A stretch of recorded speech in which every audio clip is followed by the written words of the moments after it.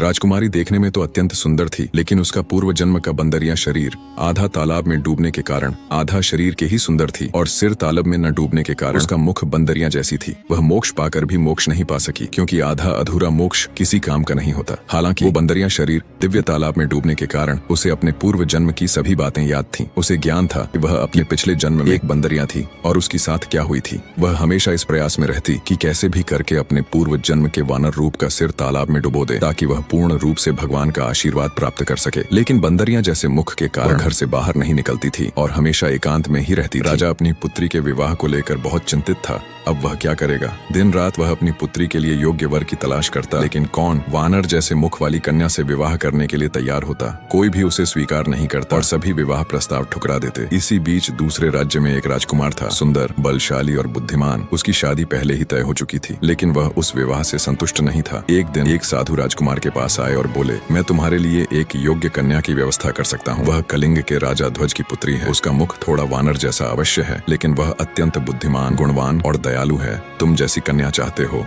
वह वैसी ही है। यह सुनकर राजकुमार ने उत्तर दिया, शरीर का सौंदर्य क्षणिक होता है, लेकिन गुण ही सबसे महत्वपूर्ण होते हैं। यदि किसी व्यक्ति के अंदर अच्छे गुण नहीं है तो उसका रूप रंग किस काम का। मनुष्य के लिए उसका चरित्र और बुद्धि ही सबसे मूल्यवान होती है। मैं उसी कन्या से विवाह करूंगा। इसके बाद राजकुमार ने साधु से कहा, कृपया मेरे पिताजी को इस विषय में बताइए। उनकी अनुमति के बिना मैं कोई निर्णय नहीं ले सकता। साधु बोले, लेकिन राजकुमार, तुम्हारा विवाह पहले ही एक सुंदर राजकुमारी से तय हो चुका है। क्या राजा तुम्हारे लिए सुंदर और समृद्ध राज्य की राजकुमारी को छोड़कर वानरमुखी कन्या से विवाह करने के लिए सहमत होंगे? यदि तुम मेरे साथ चलो और अपने पिताजी से बात करो तो संभव है कि वे तुम्हारी इच्छा को समझ सकें। राजकुमार और साधु राजा के पास पहुंचे। जब राजकुमार ने अपने पिता को बताया कि वह वानरमुखी राजकुमारी से विवाह करना चाहता है, तो राजा क्रोध से आग बबूला हो गया। तुम यह क्या कह रहे हो? राजा गरज उठा, मैंने तुम्हारे लिए अपने मित्र की अत्यंत सुंदर और समृद्ध राज्य की राजकुमारी का विवाह प्रस्ताव स्वीकार किया है। इतनी सुंदर कन्या तुम्हारे जैसे बलशाली और आकर्षक युवक के लिए ही उपयुक्त है। तुम उसे छोड़कर एक वानरमुखी कन्या से विवाह करना चाहते हो? तुम्हें शर्म आनी चाहिए। अब आगे क्या होगा? क्या राजकुमार सच में वानरमुखी राजकुमारी से विवाह करेगा? क्या वह राजकुमारी अपने वानरमुख से मुक्ति पा सकेगी? अगली कथा जानने के लिए वीडियो को लाइक करें और चैनल सब्सक्राइब जरूर करें।